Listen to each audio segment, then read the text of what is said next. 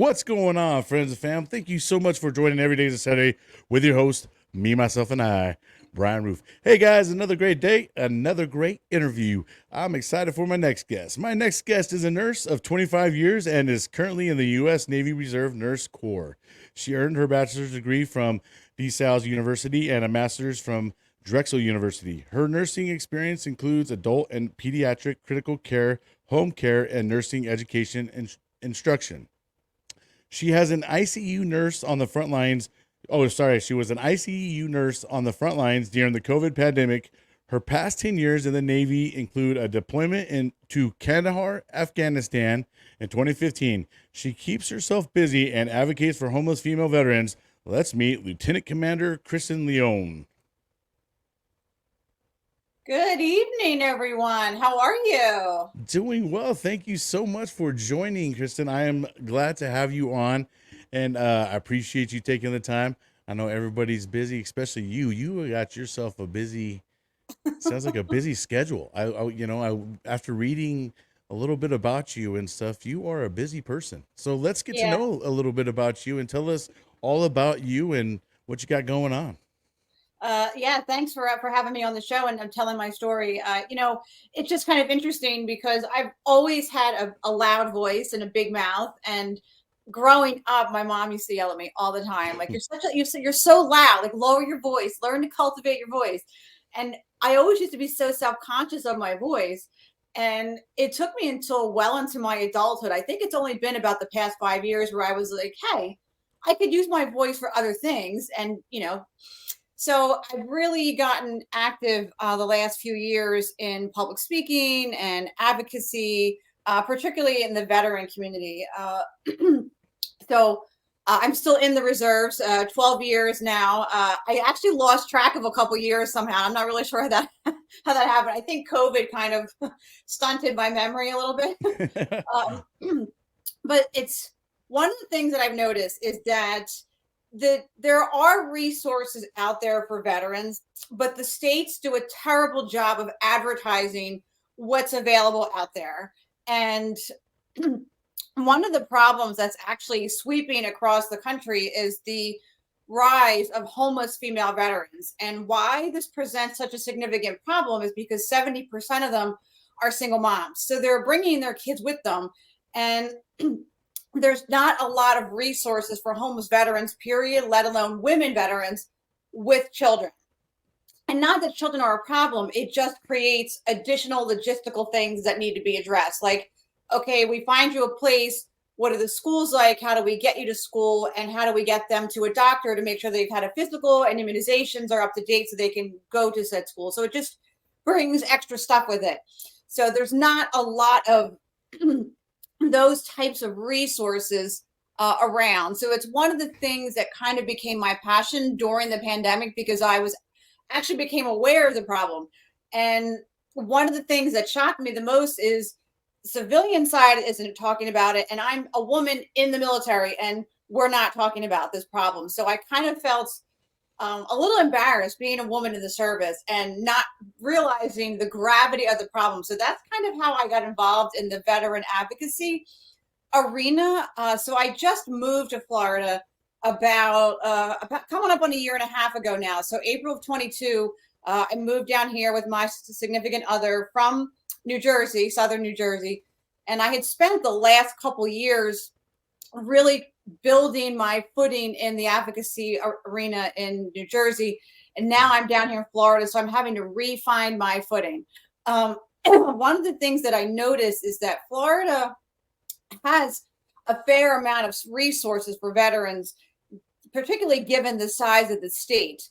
But in terms of how are we getting that word out, there's a little bit of work to be done.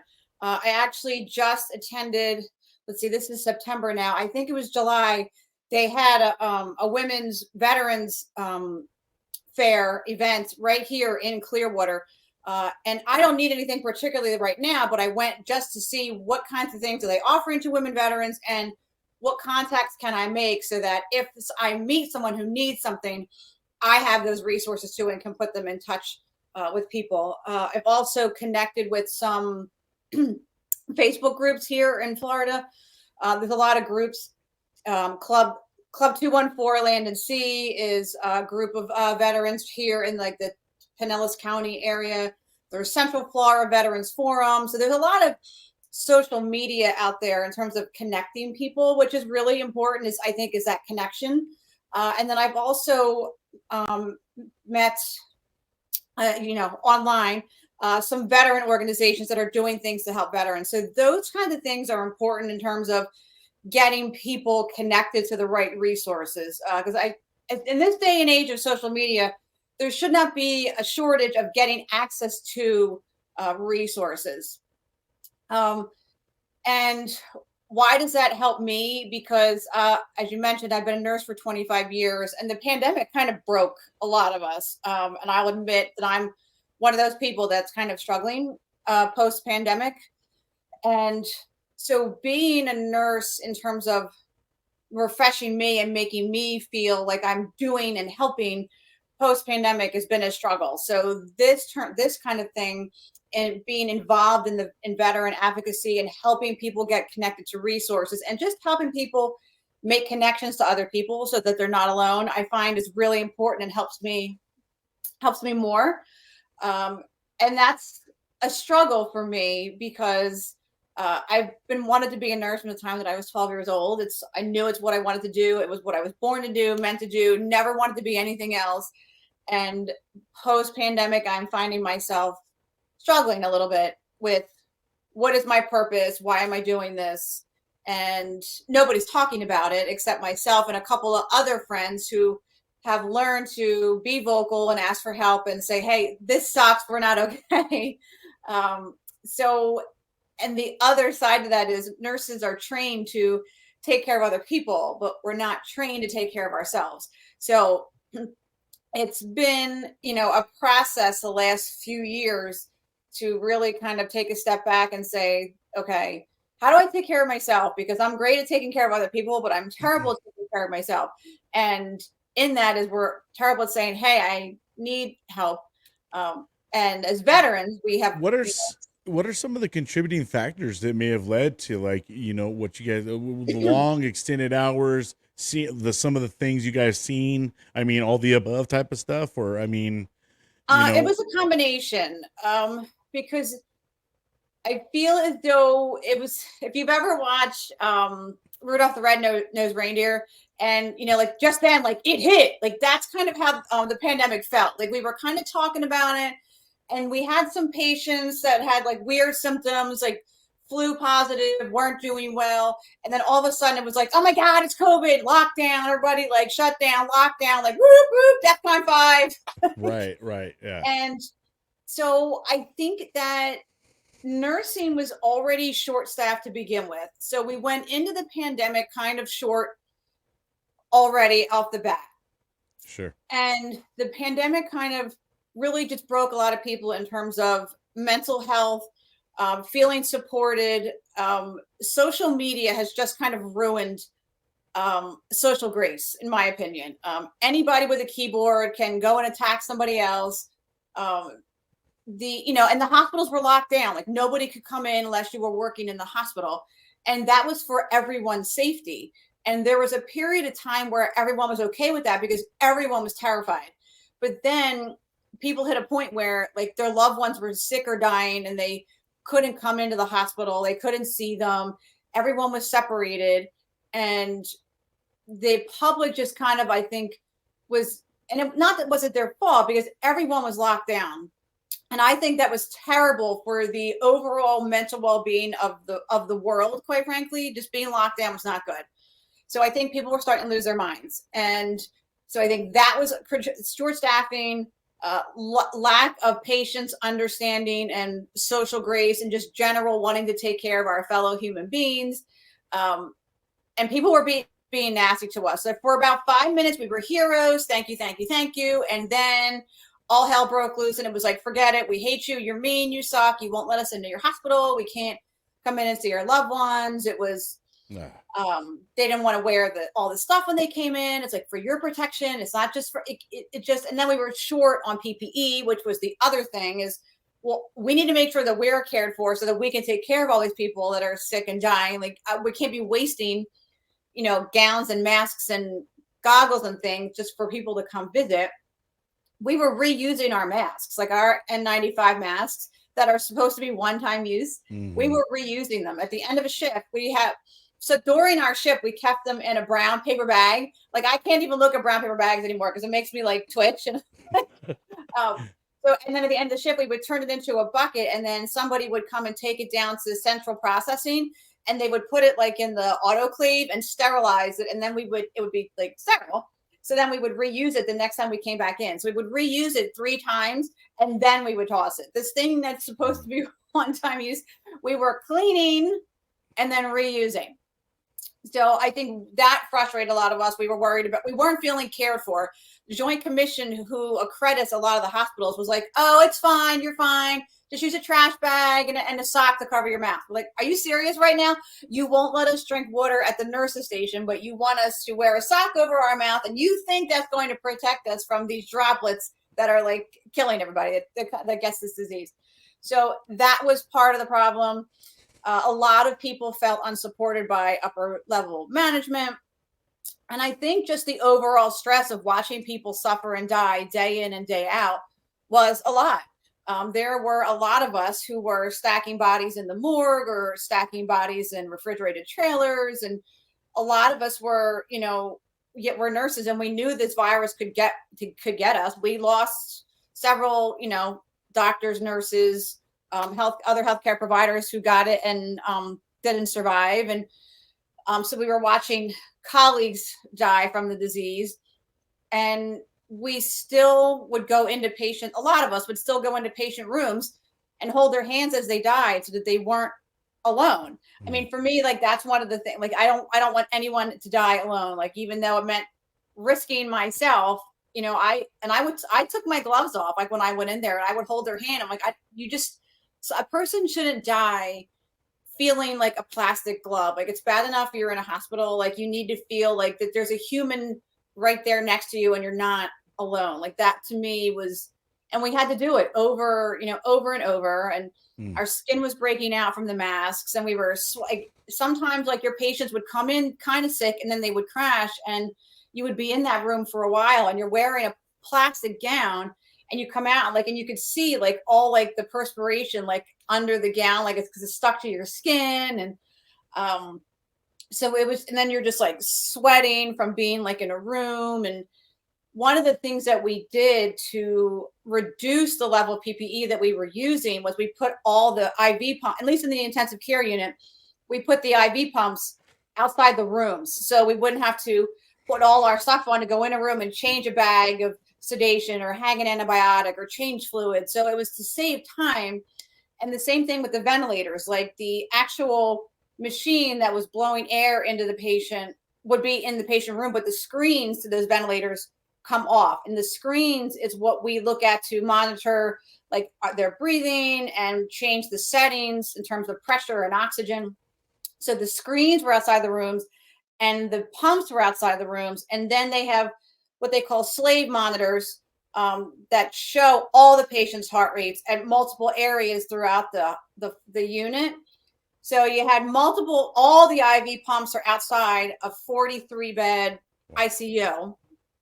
So now you have all the pumps, the slave units, and the ventilators, and they all alarm for different things, right? So now you've got all these alarms going up, and you can hear them going off all the time. And then when you were in the patient room, at least at the hospital where I worked, they had large HEPA filters in each room to kind of try to filter some of the air in the room in an attempt to reduce, COVID particles floating around the room there. So that was noisy. And then they didn't want us bringing any of our own stuff in the room. So we had these, they call them like they're disposable stethoscopes. If you were around as a kid and you remember you had that Fisher-Price medical kit, I mean, that's essentially what the stethoscope was like. And I'm trying to hear, they expected us to do a quality assessment with essentially a toy stethoscope and then report to the doctors like, yeah, here's how their lung sounds, here's how their heart sounds. Like it just wasn't working. So I would say probably about 6 months in, I kind of gave up and said, forget it. Like I can't hear anything. And I started putting the end of my stethoscope in a glove, and I would then put it on my patient to at least have some semblance. I'm like, okay, at least I'm listening. I can hear something better than what I was using with that stupid disposable stethoscope, which was doing nobody any good. So it was just a really stressful time. And there's just a lot of things that happened that nobody's talking about.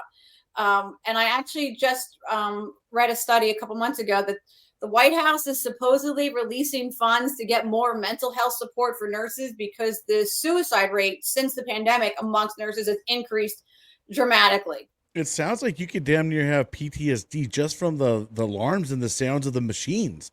Sitting there hearing those all day. I mean, because that sounds and beeps and stuff already get to me. I couldn't imagine just constantly beep beep, like, and this one's doing that alarm, and my goodness. Yeah, it's overwhelming. It's different when all the pumps are in the rooms and you can kind of hear it from a distance. It's a whole nother level when they're all outside the room and they're all going off and you're like, oh my God, and the ventilator's going off. And then the phones are ringing off the hook because family members are frantically trying to get a hold of us to say, how's my loved one?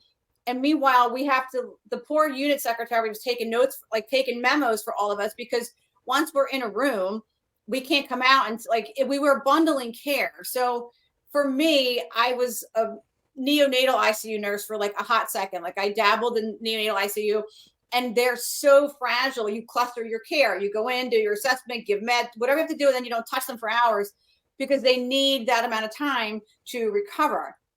It was a very similar concept during COVID. We bundled our care because you go in and go out. Like you don't, once you're out, like you're out until you have to absolutely have to go back in the room to do something for the patient. So it was hard for us because now I worked in the ICU. The patients were sedated and out. One time I got floated to the floor and the patients were awake and like on the call bell. And, you know, I felt really bad. I was in the room with a patient for a while and I had to get out of the room. Like I just couldn't breathe like that. Wearing 2 masks and all this stuff is very, it get that's a whole nother feeling too. It's a whole thing. That's a whole nother thing that could create a PTSD. I mean, like PTSD.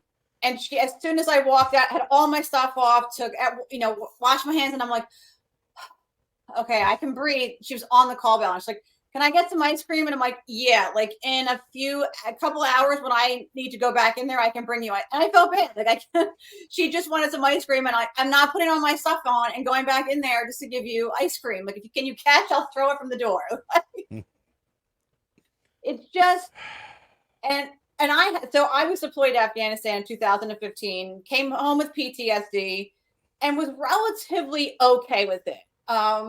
And then the pandemic happened and that just kind of brought it all back. And the thing that what I find upsetting is that like I'm in the service, my PTSD is service connected. Like, and at some point I will get compensated for that. But for those of us who worked during the pandemic, they're going to get nothing. And that I think to me is a tragedy. I think it's just, and I don't know that money's even going to do it. I think nurses as a community who worked on the front lines of the pandemic really need to feel supported. And I think that's one of the things that my girlfriend and I talk about frequently is that there's a lot of PTSD from working during the pandemic. And I know that I am a very small subset, but I was not only working in the ICU during the pandemic, but during this time, like we were still in the pandemic in August of 21 when Afghanistan fell. And I didn't even know how to feel after that. Like that was a rough time. Like my husband, like I was a month of just a hot mess. And he was like, what is wrong with you? And I'm like, I don't even know what to say. Like, honestly, I don't know what to say. I don't know how I'm supposed to feel. I'm completely terrified and confused and angry at the same time. And so that same month that Afghanistan fell, one of the things that happened as a result of the pandemic is people didn't leave their houses, right? So they weren't going to their follow-up appointments or routine appointments. And we had a rash of patients that came in with like terminal cancer that they had and had just found because they finally decided to go back to the doctor after a year or whatever. And it was awful. It was really bad. And I had the month of August of 21, every shift I came in, I lost a patient, either the cancer or COVID. So 3 shifts a week times 4 weeks is 12 patients in an entire month. And so that had me kind of spinning out. And we weren't even like through the pandemic. And so we're kind of a hot mess, like dealing with that shit. And then Afghanistan fell. And I was like, I'm really not even sure what my purpose is at this point, because I'm really kind of confused. And I, at the time, lived in New Jersey and drilled out of Fort Dix, New Jersey, which was one of the spots where they brought refugees after the fall of Afghanistan. So my friend and I, who was in my unit, we were deployed together, and we're coming on base, and all these Afghan refugees are just kind of running around, and it's just like, and I looked at him after like a month, like I think the second or third month, and I said, "This is not okay, right? Like this is jacking up your head." And he was like, "Yeah, this is kind of like a mind fuck. Like what is going on?" Hell yeah! It was just for me personally. Again, this is just my story, but it was like a 1, 2, 3 punch, and I kind of got into an argument with some family months ago. I'm like, if you think for 1 second I was working on the front lines of the pandemic, I lost a bunch of patients, and Afghanistan fell, and then I had to drill with all those Afghanis running around me. If you think for 1 second that I was okay with any of that and just flew through with flying colors, like, you're dead wrong. Like, it's just, there's a lot of things that happen that nobody's talking about. So one of the things that I do is, and I have to follow my own advice, right, is tell my story and not be afraid to tell the truth about there were some things that happened and we struggle with and we're not okay. And the only way to help others is to tell the story.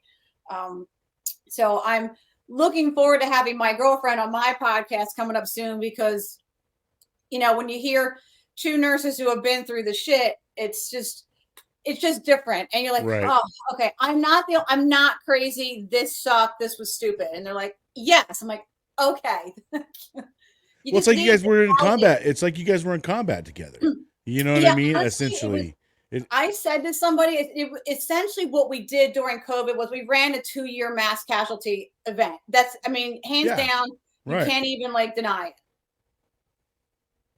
Yeah, I mean, and that's the same thing it is with us when it goes to people we've deployed with. You know, we look at them and we just relate so much more. And when you tell the stories and have someone to kind of bounce it off of, and it's like, oh yeah, my gosh, you're feeling the same way. Yeah, all right, you know, it kind of brings you back to your senses. Yeah, because exactly. you kind of remove yourself from all that at one point, and then you go back, dust settles, and then you kind of at that same point in time when you guys all go back in, and you're like, wow, you know, you got to admit, like, a lot of things changed since COVID. I mean, still to this day. And they're talking about it coming back again, and that, you know, here's another variant. You know, just no. That's all I gotta say. Like, yeah. Well, because I'm still in the reserves, Sure. so I do 1 weekend a month and 2 weeks a year. And just in the beginning of August, I did my 2 weeks up at Camp Lejeune Naval Hospital.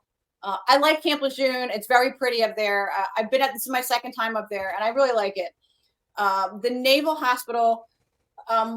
So I said, hey guys, I know that this isn't going to help you any, but there's no difference between military nursing and civilian nursing. We're all understaffed. So you're not, the grass isn't greener on the other side. Just know that. But I had a patient on isolation for like a suspected infection in her stool. And you have to wear a gown when you go in the room. And I pulled out the gowns, and it was the same white, like, papery, plasticky ones that we used during COVID. And I actually had like a very real physical reaction to putting on this gown. Like, I was getting a little sweaty. My heart was racing. I was having trouble breathing. I was like, it's okay. It's not COVID. It's just, you know, you're fine. It's okay. But I had a very real reaction. And a couple of the other nurses were talking about the very thing that you just mentioned, that it's on the rise. And we've got this patient. He's already got TB. Maybe we should test him for COVID. And the 3 of us were like, so one girl was like, I'm not doing this again. And I was like, no. And no, we're just, and the one girl's like, I will quit nursing. I will go sell shit online. I don't know what I'm going to do. She's like, but I'm not doing this frontline pandemic bullshit. Again, was not doing it. Do you feel that that's a pretty common thing amongst everybody? Because I imagine that it's a taxing thing to go through, and to go through that whole iteration again, it would be an absolute nightmare. I mean, I don't know what the general public is feeling. The healthcare. I know a lot of nurses who are saying no, we'll walk. We're not doing this. We're not doing this. Reusing masks and reusing gowns and the noise and the drama and the shit. Like, no, we're not doing it again. I think that's coming more from healthcare because we knew what it was like being in, basically being in combat, and we're not doing that shit again. Yeah. One of the things that happened too is there was a lot of infighting in the healthcare community when the vaccine came out. That caused a lot of controversy in the healthcare community, and there were some who were like, nope, not enough science behind it. I don't want to do it. But administration was like, yeah, but your job depends on it. And so I was in New Jersey at the time who was mandating the vaccine for healthcare workers. And I'm in the military. I'm like, so either way I had to take it. I was like, listen, I've deployed, I've gotten anthrax and Japanese encephalitis and whatever one more isn't going to bother me. I'm not having babies. Everyone's like, oh, it's going to ruin your fertility. I'm like, no, it's not. There was a period of time where I was trying to be very patient and kindly and gently explain to them what mRNA was and one vaccine over the other, etc. And then I was just full on fighting with people because I was sick of everybody's shit by that point. And then I just stopped talking. So there was a lot of infighting amongst nurses because they didn't want to get the vaccine, which I respected. But then it's like, well, where am I going to work? Well, that's not how it works. Like, either you take the vaccine and you work, or you leave nursing and go do something else, or move somewhere where they're not going to require it. So, I got my 2 vaccines. I got my booster dose. I had a horrible reaction to the third Moderna dose. I wound up in the ER because I had horrible joint pain. Oh shit. And I was like, I'm not doing it. I'm not doing this vaccine shit again. Yeah, I'm not doing it. I'm like, no.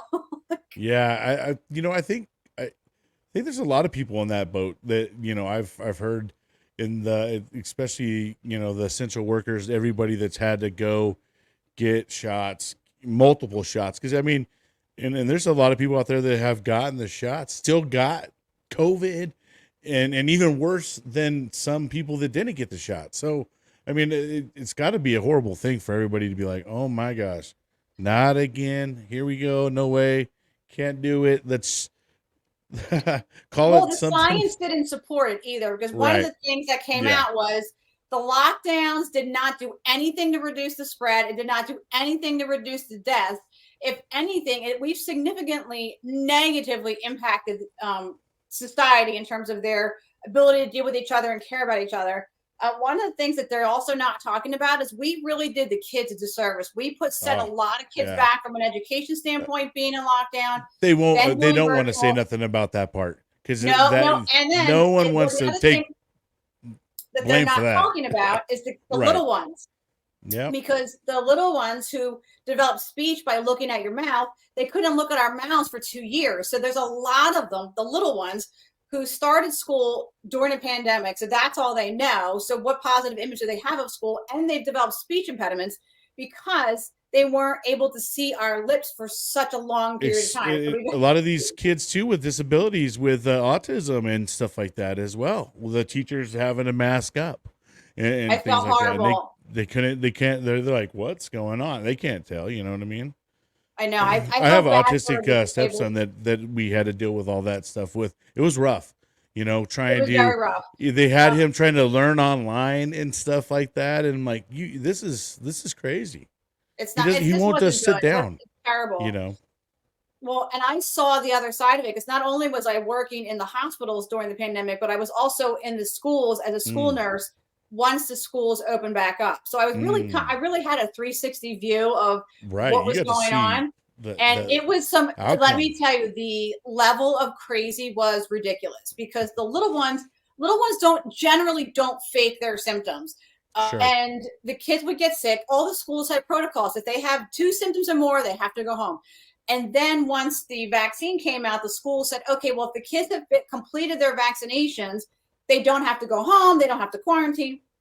So, hey, little Johnny has been exposed, or little Johnny's looks like, they need to be tested.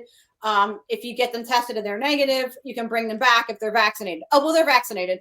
Okay, great. Can you just send me a copy of their vaccine card? Well, why do you need it?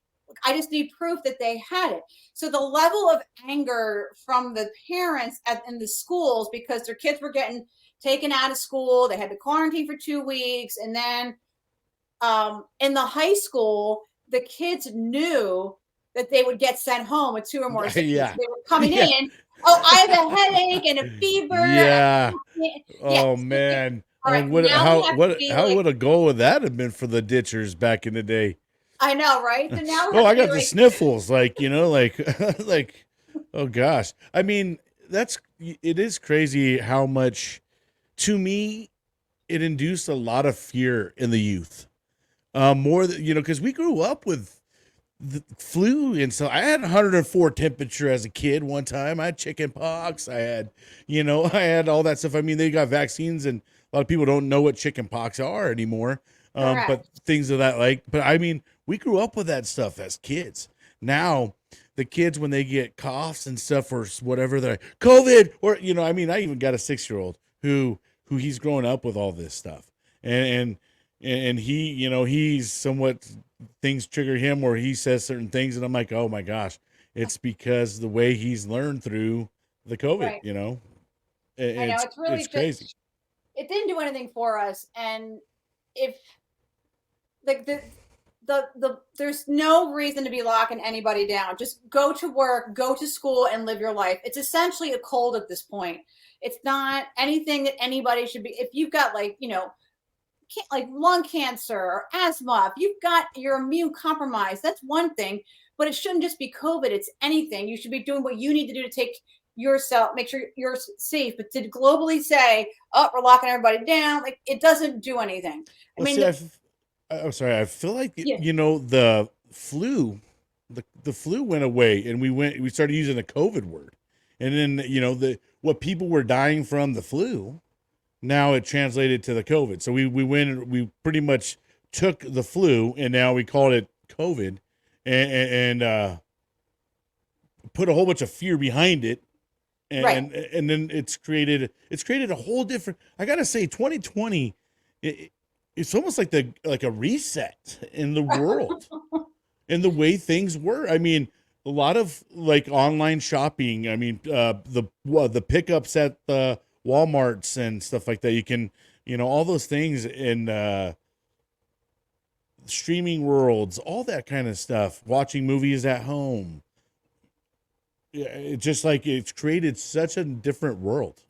Yeah, I think we've kind of removed humanity from society almost because we're so virtual with so many things. We're And getting I out of think touch. We're getting out of yeah, touch with we're each getting other. out of touch with each other. And Right. I mean, I was fighting with people in Walmart because they were wearing gloves everywhere, touching things. I'm like, you're spreading germs. You're not doing anything. And Yeah. I said, why are you fighting with these people? I'm like, because it's stupid. You can't be online and be like, oh, germs, and then wear gloves and then be touching everything. Like, stop. No, or wearing mask when you sit down at the restaurant, but you could take your mask off while you're sitting in there eating with everybody else. Right. I Like, mean, just some of the things, just you kind of like, really, really, like, are we and thinking then about this? around here, they're like, hey, we want you guys to start eating outside. Well, they put a tent. We're eating outside.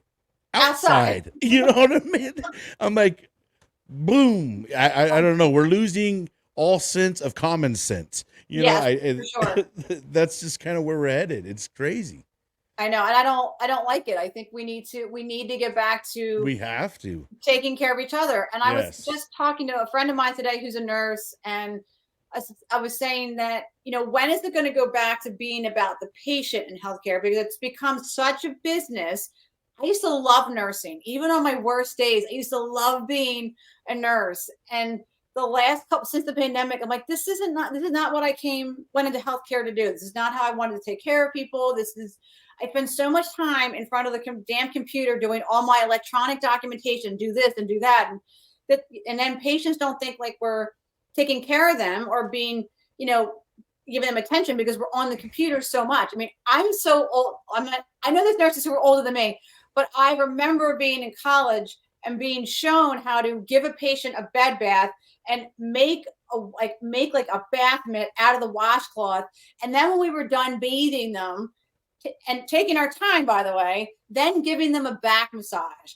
I'm like, there's literally no time for even bathing them at this point. It's like, taking care of the personal areas, change the sheets, and then you got to move on to the next thing. Like, give a back massage. I'm like, what? Yeah, see, well, now it's taking out the personal side of it, and now Right. you guys are losing that relationship with the patients and stuff like that, especially to the doctors. They're all so overcrammed and overbooked, and they're just like, man, I got to get done because I got like 5 other appointments in the next 15 minutes. It's like, good Lord, I get it. It's so much. And they turned it from, I imagine even like the patients themselves are starting to be less friendly and less kind of, and stuff like that because of the lack of patience. Like, I just been sitting in this fucking room for 2 hours waiting, the healthcare system is overwhelmed and overtaxed and understaffed, and society is losing their social grace, as I mentioned before. So there's really,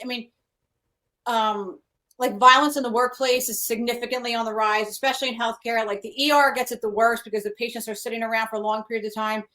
So many people have left healthcare, so there's not a lot of primary care offices, so they're using the ER as their primary care.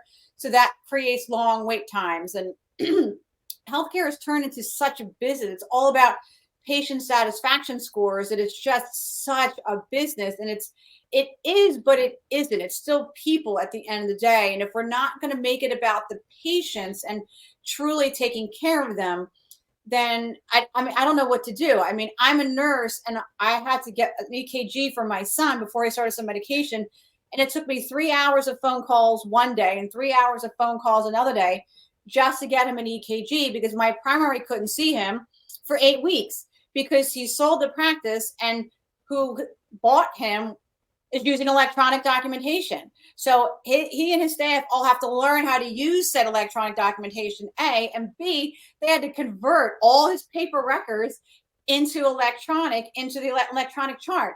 So that's why he couldn't see my son for 2 months, because that's how it's like, I can't see him for 2 months. And I'm like, he can't wait 2 months to start medication. He's like, just take him to urgent care. I'm like, but that's not the answer. Like, waiting in urgent care, they're not going to do an outpatient procedure in an urgent care.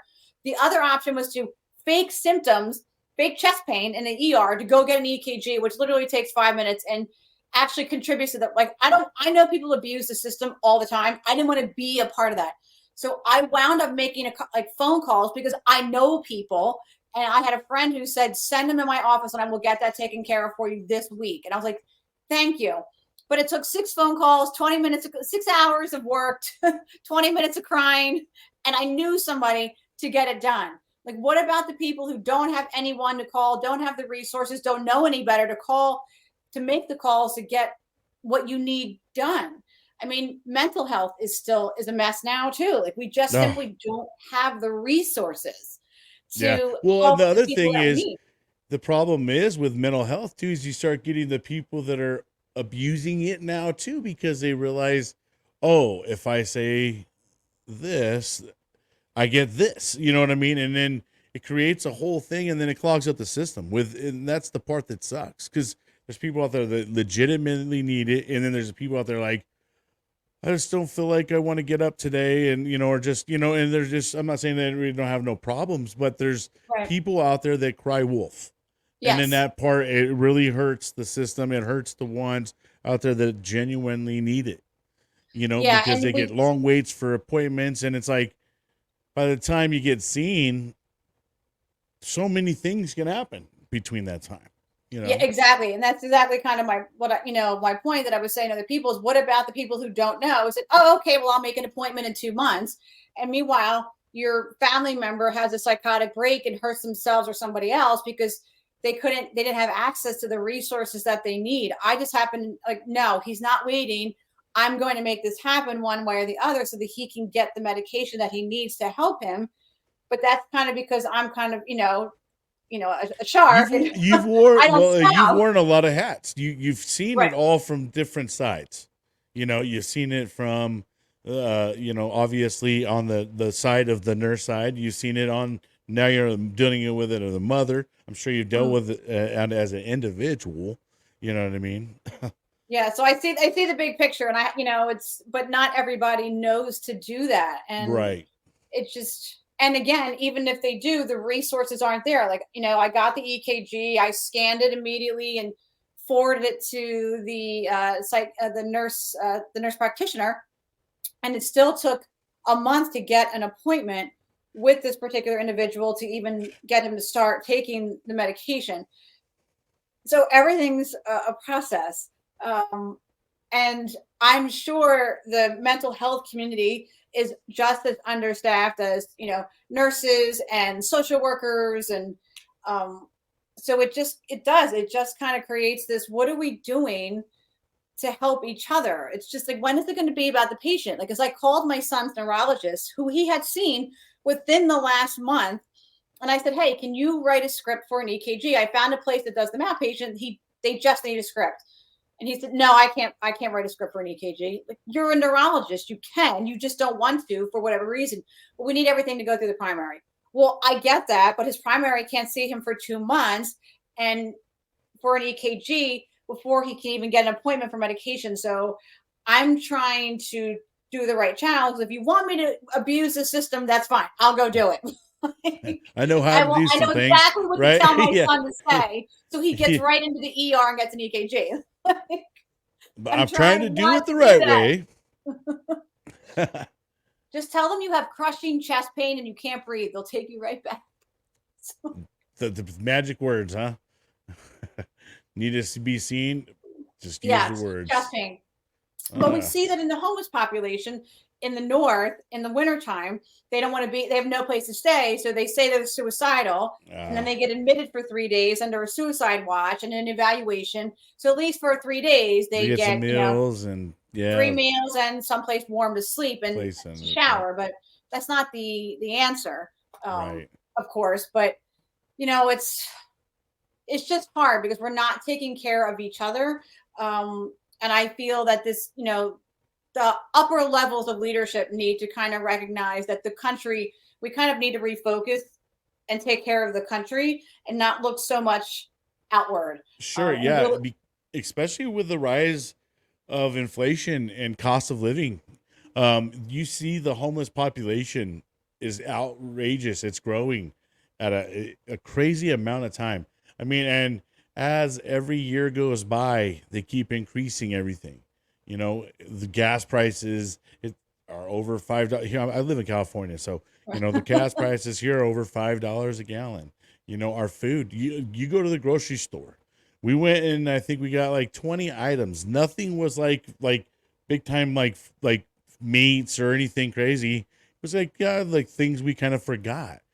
It's like $150 something, and it's like, we're looking at our basket. We're like, how, you know what I mean? The hell will I buy?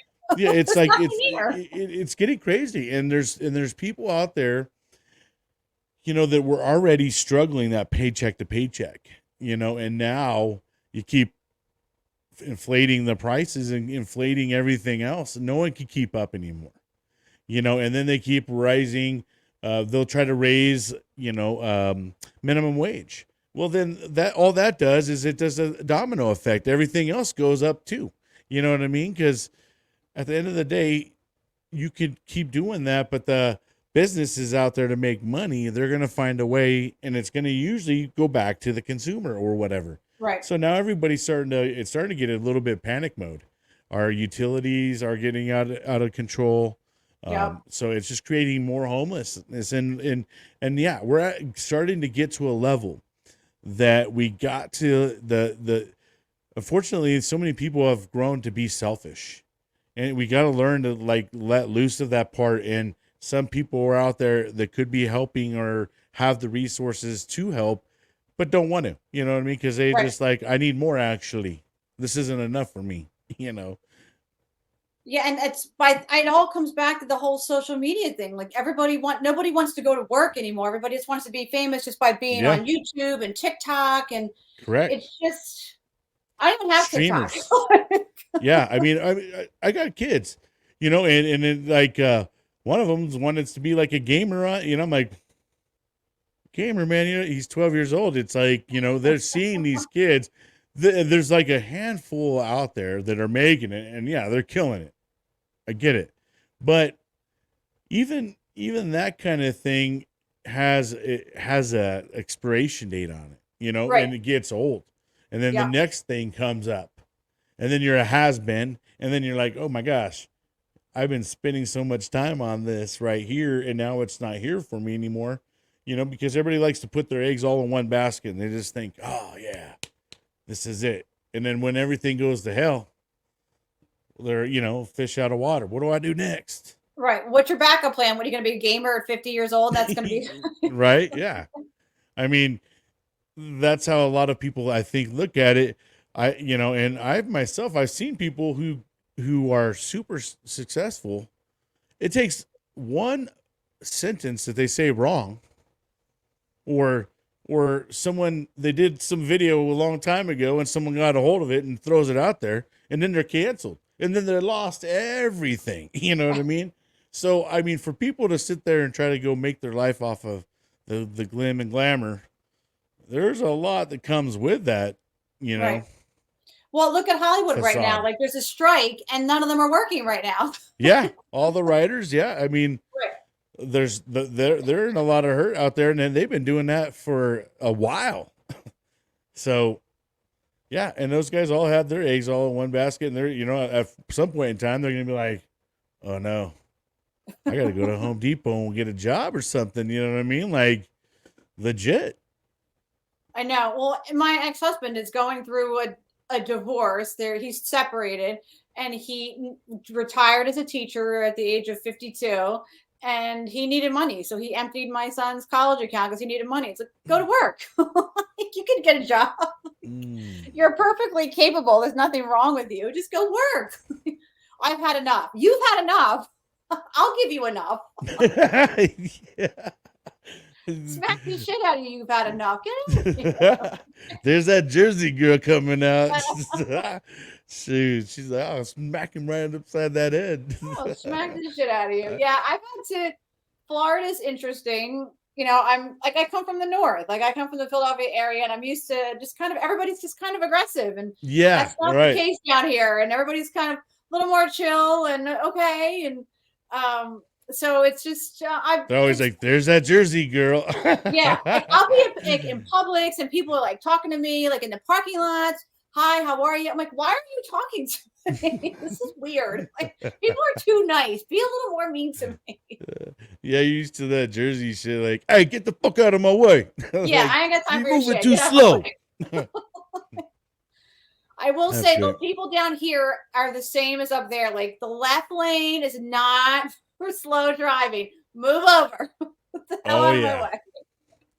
Oh yeah, yeah. People in California would drive people absolutely crazy with that. Because I've definitely been to other states. Like in Texas, you better not drive slow in that fast lane, or you will have someone honking their horn, flashing their lights until you move out their way. You know what I mean? I learned that in Texas. They're like, "Get the f- out of the way," like, "Move, bitch." Move, bitch. Yeah, Love that like, song. yeah. I mean, I guess the song I think of whenever I think of driving down the highway, like, boom, like, Yeah. oh gosh. Yeah, it's a good thing I don't have like a loudspeaker on my truck because I would probably be like blasting that song like when I'm behind Yeah, somebody slow right. in the fast lane. Yeah, it is. It is a Yeah. little annoying. No shit. Like when you're saying, like, "Man, come on, bro. You're just really doing this to annoy you." There's no one in the slow lane either. You Now, have are a they nice doing little. You have a rolling? nice little. You're on autopilot. You're just like, "Oh no, this is gonna make me have to push the brake." I know. I know that's why I don't use cruise control a lot because I get too angry and frustrated with people, and I'm like, I can't. So it's just like honking the horn. Even at a red light, you have 3 seconds to move, and the light turns green, or I'm on the horn. Like, move. I felt like in Florida they drove pretty crazy, because we took a drive from California all the way to Florida, and if I remember correctly, Florida was pretty crazy. There was a lot of dudes over there, pretty crazy drivers, and Yeah. Well, rude as hell I too. think it's like a cultural melting pot because there's so many people here. We have people here from Canada. We have people here from like Michigan and Minnesota and New York I and guess it all of course, depends on part of the year too, right? Because I heard a lot of the yeah, people come down when it gets really cold up yes. north. A lot of them come down The and snowbirds. yeah, Yes. that's right. They got a Yes. name for They them. irritate us locals. Sitting all over our stuff. Get out, go away.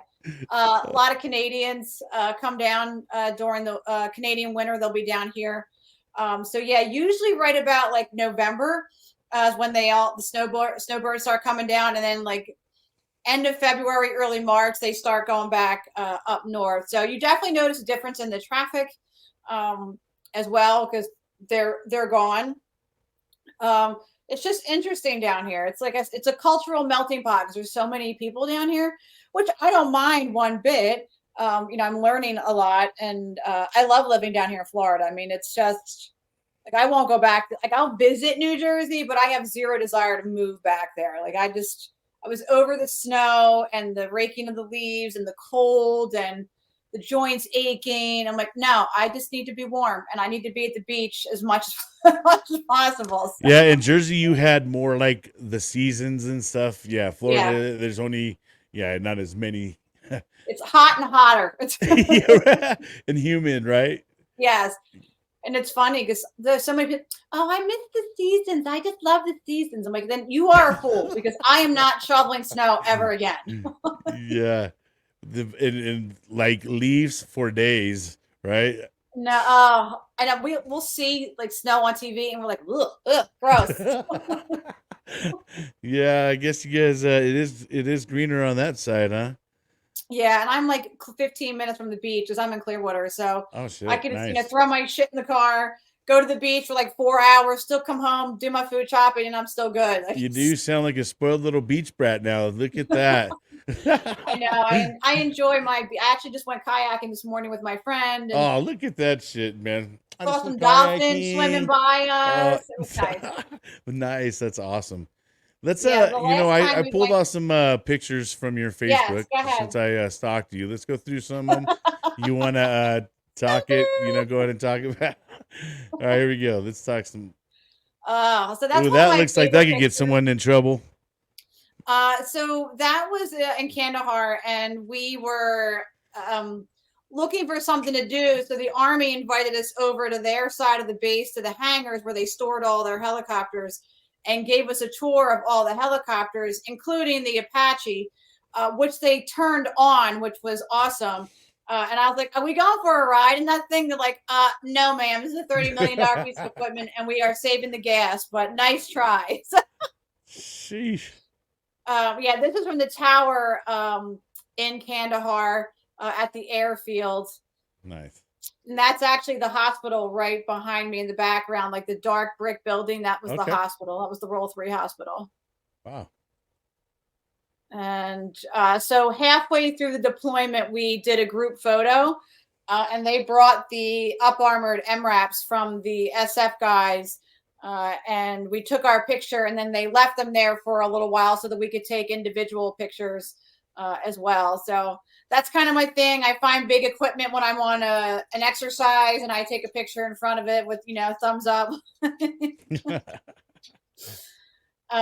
So this was just a random picture I had just put on Lieutenant Commander, and we had a service whites inspection, and somebody took my picture. I hate that uniform. This was my graduation from Drexel University with my master's degree. That was a good day. That was a good day. That was a hard. And a bachelor's in nursing is not a joke. A master's in nursing is even The worse. terminologies and stuff like that you guys got to learn is crazy because I believe my sister was trying to be like a decoder or something like that, and she had to learn like medical terms and the stuff she was saying. I was like, "What the hell is that?" Like, terminology. Yeah, coding is difficult. But yeah, the 3 years part-time, it was a long arduous process. This was in Kandahar as well. I think that might have been Nurses Week, actually. They had a little celebration. Nice. This was on the battleship New Jersey, just April of 22, right before I moved down here. And the reason why that's significant for me is because I was commissioned into the Navy in 2010 on the battleship New Jersey. And we had a tour April 22 of the battleship. And so it was kind of like my last little, hey, thanks for these years, because I was getting ready to move down here. So my friend took my picture. This was in the wardroom, the officers' quarters on the battleship. This was just a few months ago in May. So that is the USS Lena Sutcliffe Higbee. She is the newest destroyer to be commissioned into the Navy. She is an Arleigh Burke class destroyer. And Lena Sutcliffe Higbee was the second superintendent of the Navy Nurse Corps. And she was one of the original, what they call the Sacred 20. So in 1908, I believe it was, when they actually had nurses come into the Navy, she was one of the first 20 to join the Navy as a nurse. So that's why they called them the Sacred 20. And she really did a lot for Navy nursing. And so that's why they named that ship after her. And it was really kind of a poignant moment, because it was actually the end of Nurses Week that week when they commissioned that ship into the Navy. And they had a lot of old retired and current Nurse Corps officers there. They had 2 nurses who were served in the Navy during Vietnam there. So it was a really great experience, just getting to observe the ceremony. I mean, I've been in the Navy for 12 years. I've never been on a ship, never attended a commissioning. So it was really a great experience on multiple levels. I actually got to meet the Secretary of the Navy, Carlos Del Toro, and the Chief of Naval Operations, Admiral Gilday, who is now retired. I actually have a coin from him. I have a 4-star Admiral coin.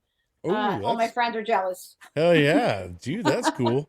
Now that's crazy. You know, something about Navy ships they are literally a city in there. I mean, I've been on the Pearl Harbor, which I did an exercise on. That was huge. And then I got to go on a little, like a little tour on Battle of Midway. And oh my gosh, how awesome was that? I loved it. I don't even think that we got to see the entire ship, because the Midway's a carrier. there's just so much. Yeah, there's so much to it. I think we were only able to kind of see like one side, like the starboard side or something of the ship, because it took us that long to go through the entire like that side and some of the other areas. I was like, my gosh, these places are huge. Yeah, there's a lot of history and tradition behind them all. And I think that's the one advantage that the military has over civilian nursing, and that the Navy holds tight to their history and their tradition, and they talk about it a lot. So I think for myself, going to that commissioning really kind of helped a part of me heal a little bit, because I got in touch with, meeting the nurses who served in Vietnam was phenomenal. And we're losing their stories because they're getting older. Sure. It's really important to tell that story, because I did not know that, yes, during Vietnam, most people know the men were treated horribly when they came home, but a lot of people don't know that the women were treated equally as horribly. And most of the women that served during Vietnam were nurses. So that to me kind of broke my heart when I found out, like, that's why we don't hear a lot of stories from nurses who served during Vietnam, is because they weren't allowed to tell their story. So for me, being able to speak to these 2 was really kind of just a piece of history and a reminder that we need to be encouraging them to tell their story. I mean, the one woman, bless her heart, was 90 years old and travels from, I think, Kansas to Key West, Florida, just to see the commissioning of the ship, because they were naming it after a nurse. And to this day, how many years after Vietnam, she still has a hard time talking about it, because it was so ingrained in her. You're not allowed to talk about it because nobody wants to hear it, because you're part of the problem, not part of the solution. And it's just eye-opening. And I think more people need to know, hey, this shit went on and we need to talk about it, because we're losing that piece of history. Like taking down the statues of things because we don't like that's not okay. Then we're doomed to repeat it if we don't talk about it. And that's something I appreciate, I think, about the podcast world now.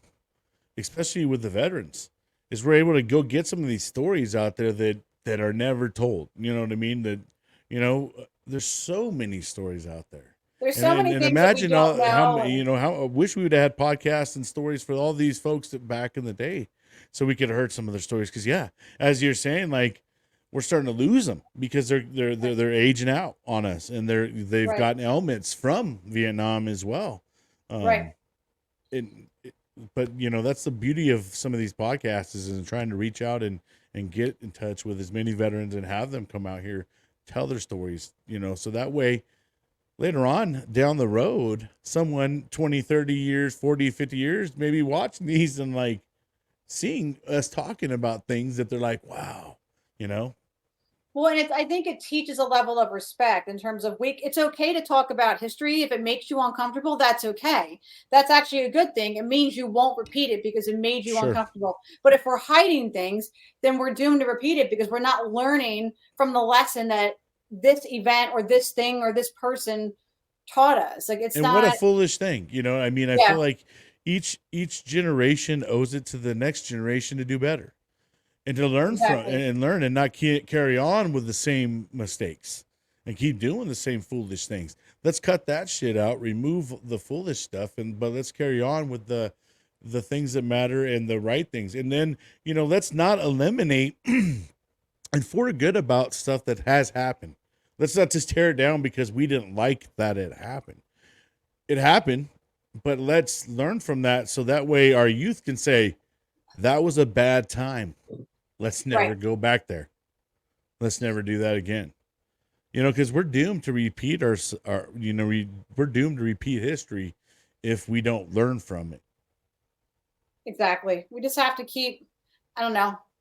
So Admiral Cynthia Keener, who just retired, was she was in charge of the active duty side of the nurse corps, and she gave a town hall a few months ago. And one of the things that she said at the end of the meeting was that we need to lead with love and hope. And I said, huh, she's right. Like we need to carry more love in our heart for ourselves and for each other, because that's the only way we're like to rebuild and restart and reconnect.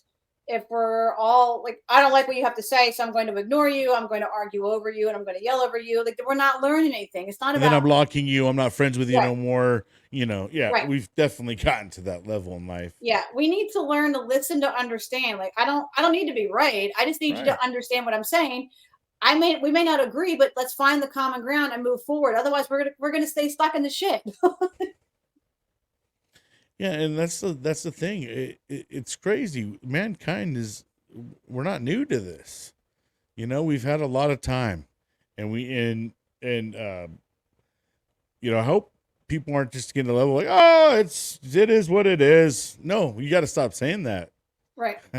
because as we say that, then we're just okaying it, and then the people behind us are just going to follow along with it, and they're not going to know better because they're just going to be like thinking that's the normal, and that's the norm. That's the way that their culture is teaching them and saying this is how it is. I feel like we should be further ahead than we are. No Intellectually. kidding. Like No, no kidding. When it comes to race, when it comes to politics, when it comes to certain things, we all fall victim and get into it. It actually, though, what's crazy? It's getting worse. Instead of like things getting better, we can't even debate with each other anymore without like it getting so ugly.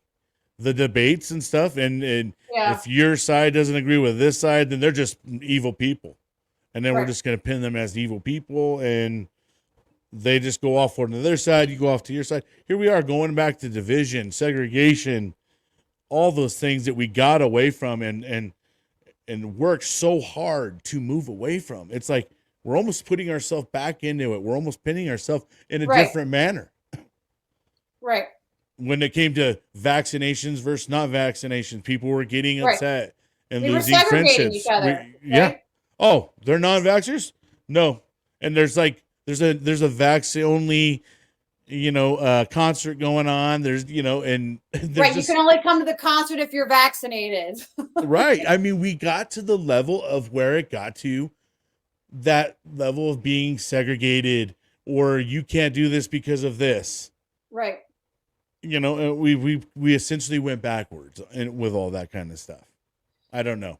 Just a mess. My husband is Right. very proud that he's not vaccinated. I'm sure. Yeah, He's like, I made it through, didn't get vaccinated. He's yeah. like, I "You mean, got I vaccinated?" myself didn't either. You know what I mean? Although it's like I got anthrax and all those other crazy stuff in me. Oh my God, that friggin' Um, anthrax. I hate that anthrax. no, and you know what? Honestly, it's crazy because I'm starting to find out that there's stuff that's created from the anthrax that I'm starting to experience in my older life, and it's coming to find out it was due to anthrax, and that because I'm correlating with other people, and it's like, oh, you got that same issue? Oh my gosh, wow, all right, well, then I go and I read about anthrax, and man, I didn't realize that there was a lot of stuff that comes bad from it. You know what I mean? I was like, oh, okay, I but know it's like the PACT Act stuff now. It's like, oh yeah, we know we sent you to Iraq and Afghanistan. If you have A B C D E F G H I J K things, we're just going to assume it's from that. right, yeah, Like, exactly. They just went through the whole thing. Yeah, I saw that.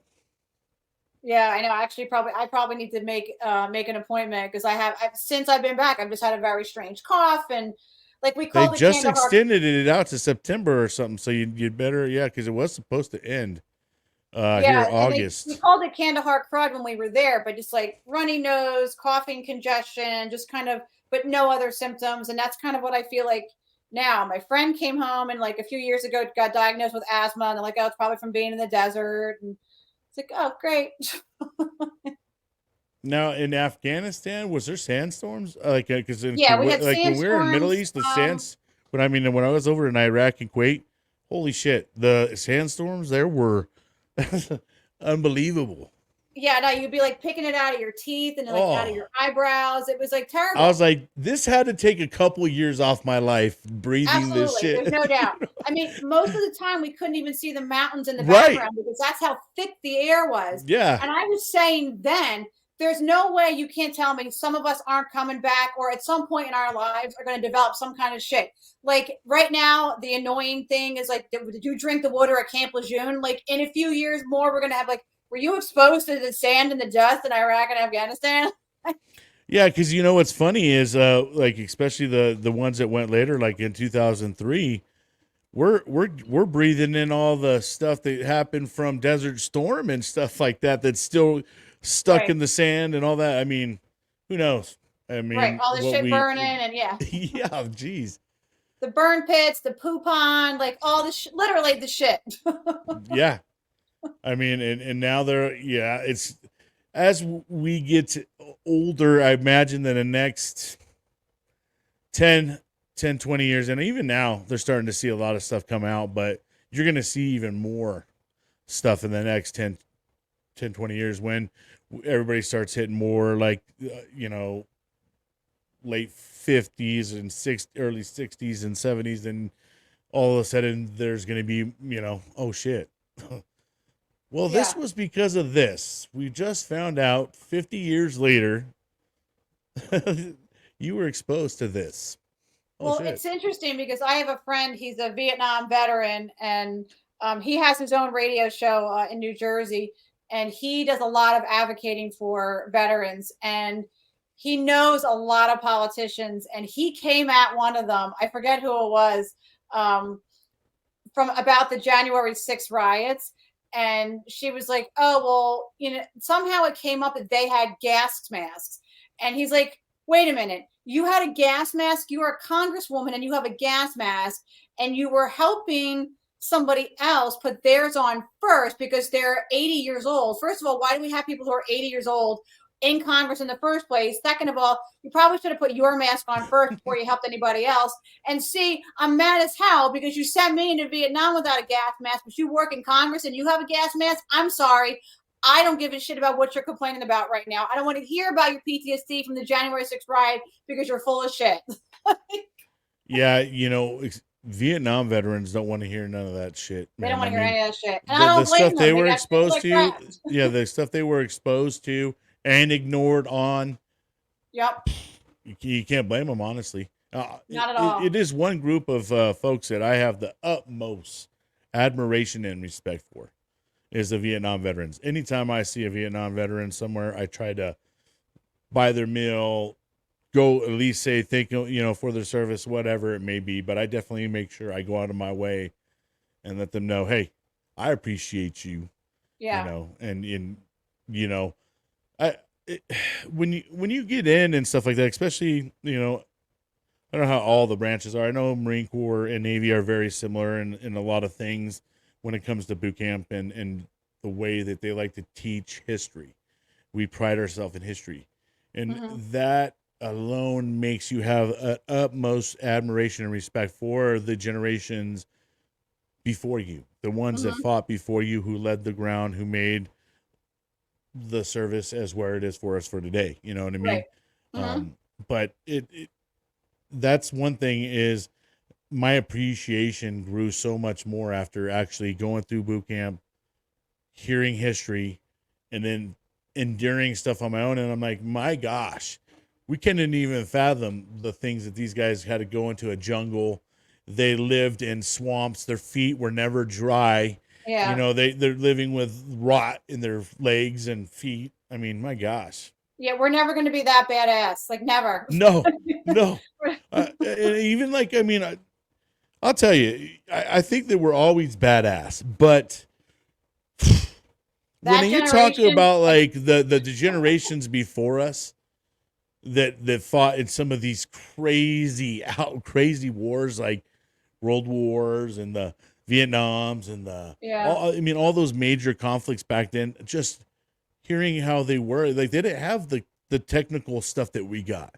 A lot of them, some of them didn't even have weapons while they're running because there wasn't enough for them in their platoon. You know what I Right. mean? It just how crazy times have changed, but and how much more like we are always complaining it's never good enough, when back then what they had to make it be the best. They had to make it be, they had to be glad with what they had, Right. you They, know. and they had this. They had to adapt and overcome and did what they needed to do to Exactly. survive. And Yep. now all these kids need a safe space and can't pick a gender. Like I'm so confused. No, I What know, is and that's where it's like that's where we're going super crazy. You know what I mean? Where if we're gonna raise a generation of people that are gonna be always in fear, always scared, or always use something to be an excuse, how are we gonna what are we gonna do with our future? And when it comes to the military, how are you gonna be able to put people in the military when they all been given all these little drugs and shit that these docs try to give these kids, ADHD pills and everything else? That automatically disqualifies a lot of these people. I don't know what's going to happen to the sake of our military, or they're going to have to lower the standards and say, hey, mental health, it is what it is. Fuck it. I don't know. I know. I'm a little worried about what's to come, given what's going on in society today. But I try to remind myself, like Admiral Keener said, to lead with love and hope for the best. And that's all we could do. In this world, all we can do is try to be leaders and try to lead people, try to be positive. We live in a world of negativity where everybody wants to piss on someone who's doing good. As soon as they Yeah. see they're doing good, they really want to go out of their way to tell them how bad of a job they're doing at doing good. You know what I mean? It's crazy to me that we have gotten to a level that we just want to shit on each other when we're doing good. Right. I I don't can't get that. I can't wrap my head around it, because anymore I've gotten to a level where I feel like I want to cheerlead people on, and I think in the guy's world, in the man's world, it's always like a pride thing, I guess, for a guy to be like, hey bro, you're doing a great job. But I mean, I don't think it's, it's, I think it's needed. It's necessary for us to say, hey, when you see your neighbor or you see your friend, you see someone doing a great job, tell them.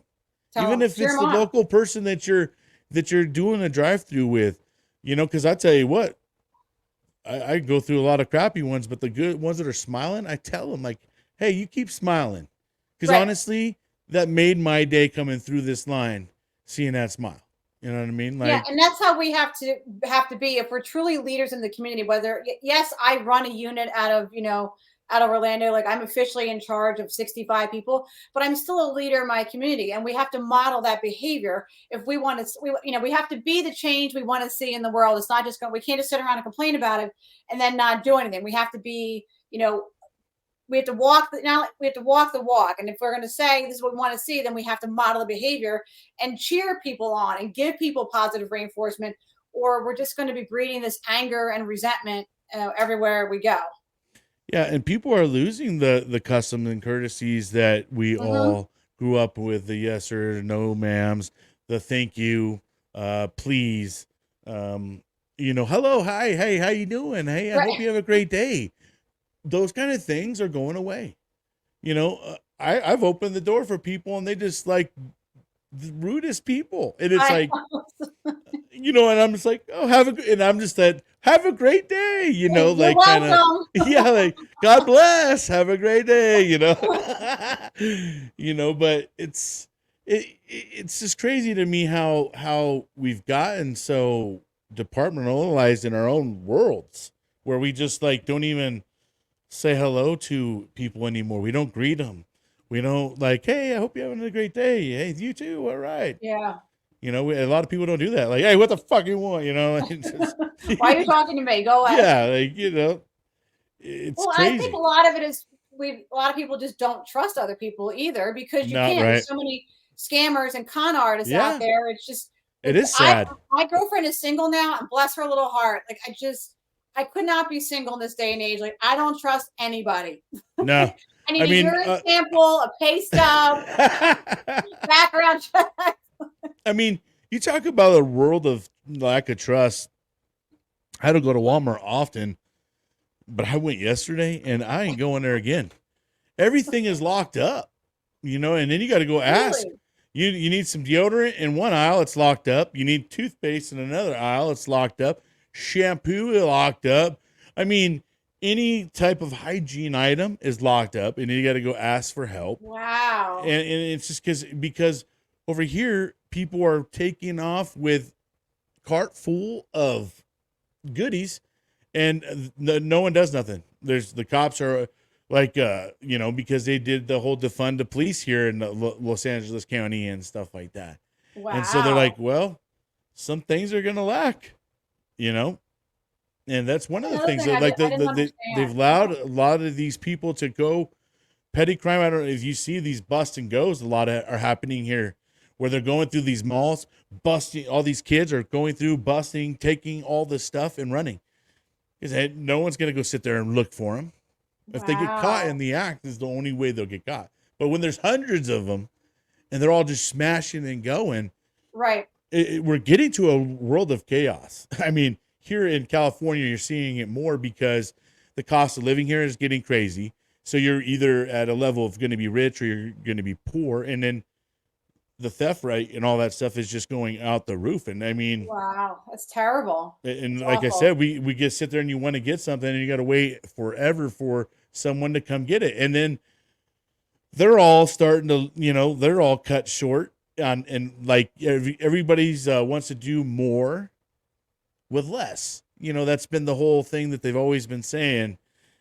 And it's really starting to take a toll on the That's sad. communities, Yeah. on everybody. It's rough. It's hard to see this, and I'm hoping that we hit a point and everybody's like, and everybody just kind of wakes up and says, holy crap, we've allowed this to go on way too long. This is ridiculous. Yeah, they've done so much stuff that now it's so blatant. Hello, like, I mean, yeah, back in the day they can do so many things, but now it's like blatant. We'll just start throwing it right in front of their face, like, and we just sit there and like, oh well, it is what it is. Go vote, go vote. Yeah, well, my gosh, I don't know. Yeah, but if you don't pick the right candidate, it doesn't do any good for you. Right. Yeah. And who knows how that whole system is, I mean, so Speaking of distrust, yeah, right. Boy, we could go on to a whole show about that life, but yeah, that alone.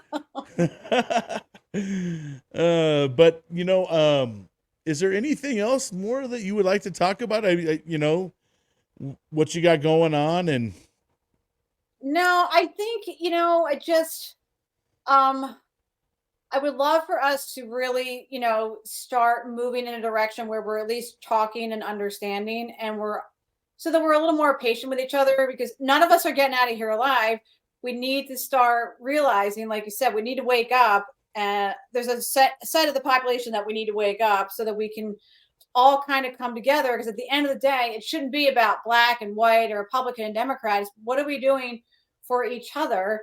And I try hard to model that behavior and put good energy out there, which is why my podcast is all about, people doing good things in the community, or people who have overcome obstacles, or, people in the community who are doing things to help veterans. And because I want it to be positive. There's too much negative shit going around. And, I've spent the last few years kind of reconnecting with my faith. And I heard something yesterday about, like, he who refreshes others refreshes themselves. And I think you need to find whatever it is that refreshes you. Whatever, you need to take care of yourself so that you can take care of, your family, and then have the energy to, reach out in the community and do the things that you think, oh, I can do this to help, whether it's, saving stray animals or volunteering at the nursing homes. Like, everybody has something that they believe in. Like, I can do this and I can help. And, I think once we start taking care of ourselves and then seeing, oh, yes, I need to model the behavior and do the good things and keep the positive energy out there, slowly we'll start to see things change. But until we really kind of start getting, like, this starts growing, those of us who are trying to make the change kind of have to hang on and support each other and cheer each other on. I have a group of girlfriends that we are constantly cheering each other on. Like, you look great today. Hey, great job. Congratulations on this, that, or the other, whatever's going on. Because at the end of the day, we have to cheer each other on. You need a support system, where things just kind of crumble and collapse. And I think we're kind of seeing that in society right now, with all the gamers and the YouTubers and the TikTokers and all that social media nonsense. And we're so far removed from human contact. Like, no, take your glove off and hold someone's hand and make a connection, and then let it grow from there. Yeah, it's crazy because, they got the reels now, and everybody, the best reels are the shortest ones, so that just goes to show that our our attention span's going away. Right. And I saw one of the saddest things I think I seen one day. I was driving and I drive into my car, and I look over and I see two little girls sitting on a curb with their bikes laying down. They're on their cell phones, not even talking to each other. It's like their parents said, go ride their bikes. They're like, okay, we'll go ride our bikes. They went down the block, parked their bikes, and got right back on their cell phones. You know what I mean? That's not how me and my friends used to play. When we were out on our bikes, we were out there riding our bikes. We were building jumps. We were ghost riding our bikes. We were out there, just having a great time. But now drinking out of the hose, and we survived just fine. Yeah, absolutely. Now, it's crazy that these kids. I got my little 6-year-old thinking he needs a cell phone. No, dude, hell no, hell no. You don't need no cell phone. No. That's not how that works. We ain't going there, man. Who are you calling? Yeah, what are you gonna do? And same with the 12-year-old. It's like, bro, and then. He got one at his dad's house, and we're like, nah, he's not old enough. We don't really want it to come out of our house. He can keep it there. He just talks about how much he's on it and how much they're texting him. I'm just like, see, dude, that's not exactly what I want. Right. These kids are losing their imaginations and stuff like that. My 6-year-old, he can play with toys and he can go do stuff because I'm not giving them just complete, hey, this is your toy, a Kindle or a Switch or something. Right. Go learn that. No, bro. Go outside, go play a little bit, go do this, go, You'll be fine. I'll rub some dirt on it. You'll be Yeah, I think we're all getting so dependent on Technology. To the point where we're expecting for it to be our entertainment. We're expecting it to be pay our bills. We're expecting for it to turn off our TVs and our lights, control our air, watch people at our doors. It's everything. I mean, literally, now it's becoming such a thing that you lose it and you just about have a fucking heart attack. Everybody's just like, oh my gosh, send out the FBI, send out the search team, I lost my phone. I find the iPhone's, And my husband's got like walkie-talkies, like ham radios, antennas. Like he's like, if the apocalypse happens, my husband is prepared. Yeah, he knows the old school day. They'd be like, "What's that?" Like, yeah. Oh man, I don't know. But all right. Well, you have anything else? Like any last thoughts? So I usually end my show with telling everyone to greet each day with purpose, passion, and tenacity, and be kind to each other. Absolutely love it. I love it. I thank you so much for coming on, taking the time, talking to us, telling us, your experience as a nurse. And man, I mean, I appreciate everything you do for us today, and serving our country, being a nurse, and taking care of everybody. I really do appreciate you. Thanks for having me on today, Brian. I really appreciate it. Yeah, thank you once again, and hold tight, and I'll be right back there. You got it. Thank you, Kristin. All right, friends and fam. Well, that wraps up another great day, another great episode. And, if you guys ever get a chance, go check out her podcast show. They are over at Military Broadcast Radio. You guys can check her out. And I really appreciate each and every one of you guys for tuning in each and every day, taking the time to watch, like, share. Hope you guys are having an amazing day out there. And then until next time,